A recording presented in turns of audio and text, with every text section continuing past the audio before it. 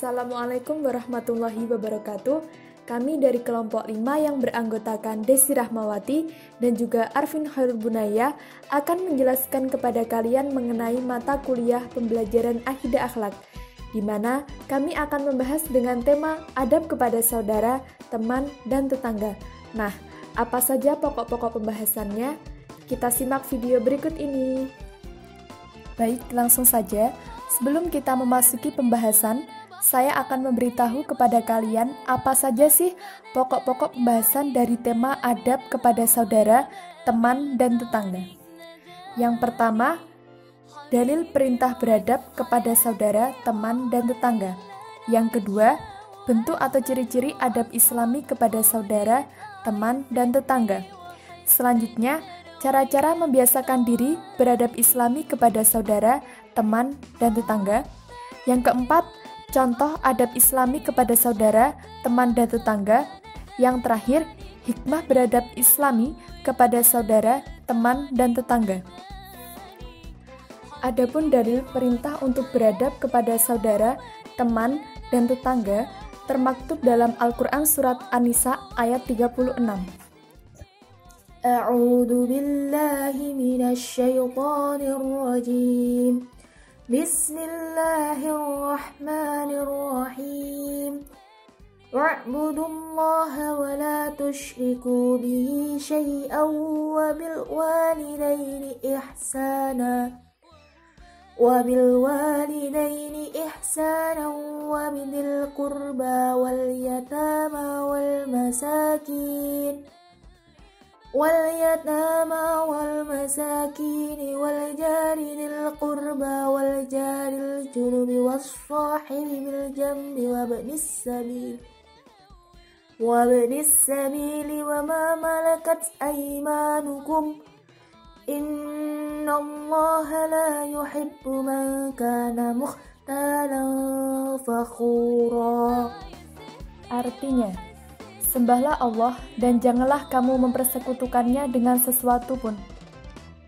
Dan berbuat baiklah kepada dua orang ibu bapak, karib kerabat, anak-anak yatim, orang-orang miskin, tetangga yang dekat dan tetangga yang jauh, dan teman sejawat, Ibnu Sabil, dan hamba sahayamu. Sesungguhnya Allah tidak menyukai orang-orang yang sombong dan membangga-banggakan diri. Rasulullah pun juga bersabda untuk memiliki adab kepada saudara, teman, dan tetangga. Wallahu la yu'minu wallahi la yu'minu wallahi la yu'minu. Qila wa man ya Rasulullah? Qala alladzi la ya'manu jaruhu bawaqihi. Artinya, demi Allah tidak beriman, demi Allah tidak beriman, demi Allah tidak beriman. Sahabat bertanya, siapa wahai Rasulullah?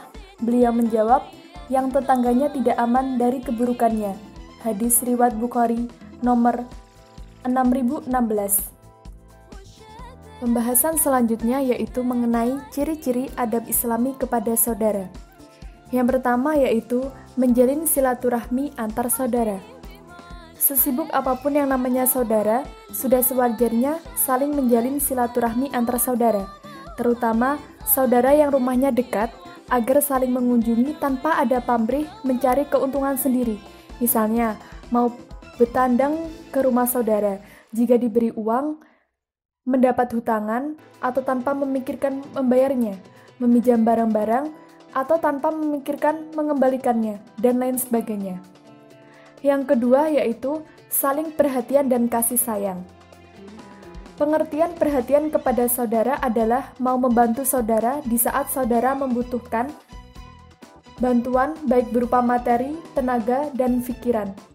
Pengertian kasih sayang kepada saudara adalah bersedia mendengarkan keluh kesah saudara di saat saudara mengalami kesulitan hidup atau memiliki masalah dan berusaha membantu dengan rasa ikhlas tanpa ada pamrih sedikit pun. Yang selanjutnya yaitu menjaga nama baik keluarga. Berbicara saudara tidak lepas dari keluarga tentunya.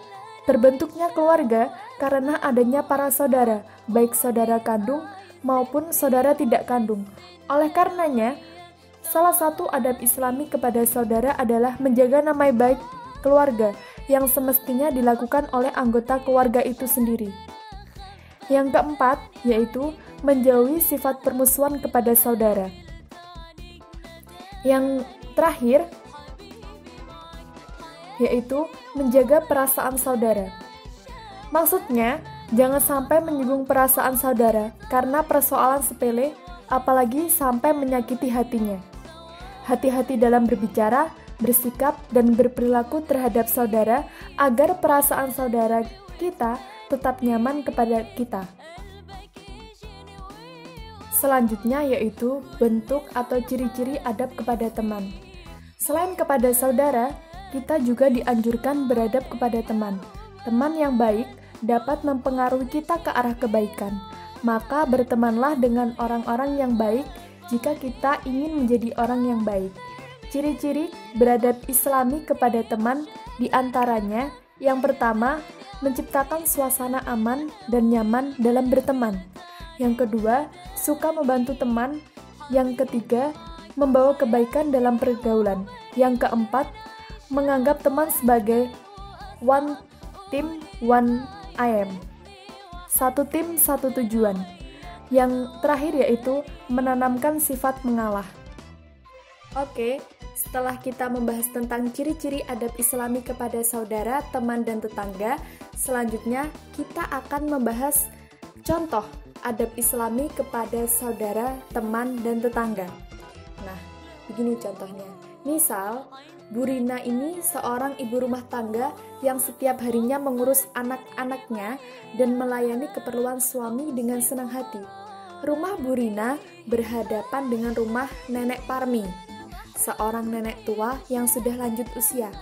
Tanpa mengurangi keharmonisan hubungan bertetangga, diam-diam Bu Rina sering membantu Nenek Parmi dalam bentuk makanan, pakaian, dan kadang-kadang nih, uang sekedar untuk memenuhi kebutuhan hidup Nenek Parmi tersebut. Meskipun Nenek Parmi masih mempunyai seorang anak, tetapi rumah anaknya agak jauh dan hidup pas-pasan. Oleh karena itu, Nenek Parmi sangat membutuhkan belas kasihan orang lain. Meskipun demikian, Nenek Parmi terkenal galak di lingkungannya. Semasa mudanya, tidak mau bergaul dengan tetangga, pemarah, dan tidak suka ada saudara atau tetangga yang berhasil. Bagi Bu Rina, sifat Nenek Parmi tidak menjadi urusannya. Sebagai tetangga dekat, Bu Rina berusaha ingin mengamalkan adab yang baik atau Islami kepada tetangga dan menganggap dekat sebagai saudara. Silaturahmi ke rumah saudaranya tidak pernah ditinggalkan dan tersenyum apabila berjumpa dengan tetangga, termasuk Nenek Parmi. Semua itu karena Bu Rina ingin menjalankan adab Islami kepada tetangga.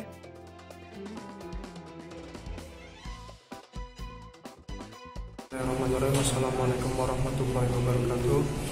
Ya, langsung saja di sini saya akan melanjutkan penjelasan dari teman saya, yaitu mengenai ciri-ciri adab terhadap tetangga.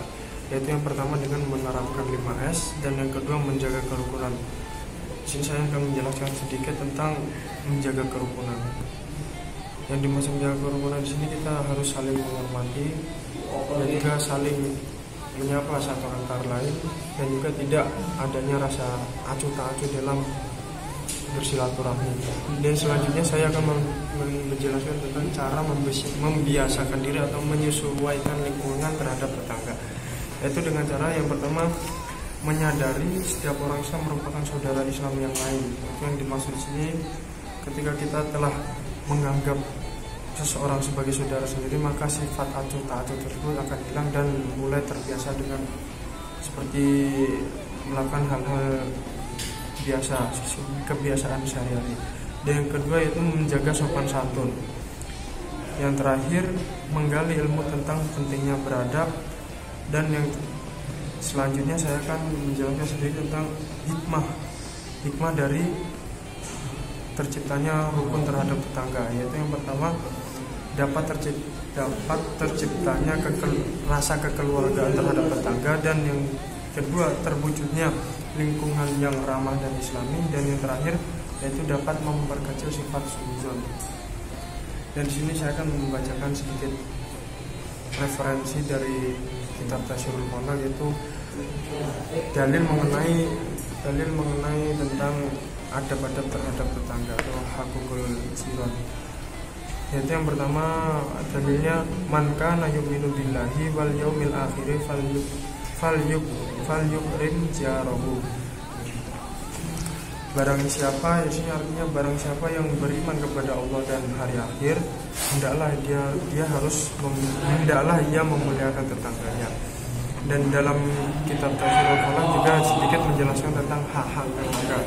Yaitu yang pertama, hak-hak tetangga itu yang pertama antabda'ahu bisalami, yaitu mengawali segala sesuatu dengan mengucapkan salam, atau yang bisa kita ketahui yaitu ketika kita ingin memasuki ke rumah tetangga kita harus mengucapkan salam.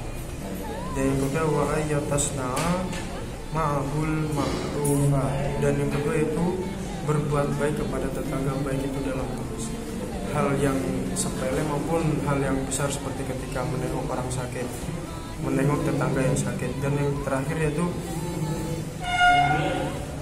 wa antuka fi'ahu ala ma'rufihi idza bada'aka bihi. Dan yang terakhir ini menjelaskan mengenai ketika tetangga itu mengawali dengan berbuat baik, kita hendaknya harus berbalas budi untuk berbuat baik agar terciptanya kerukunan dan saling menghargai satu antara lain. Ya mungkin itu saja yang dapat saya sampaikan dari penjelasan mengenai ciri-ciri hak-hak dan hikmah dari berkehidupan tetangga. Ya mungkin itu saja yang bisa dapat sampaikan. Wassalamualaikum warahmatullahi wabarakatuh.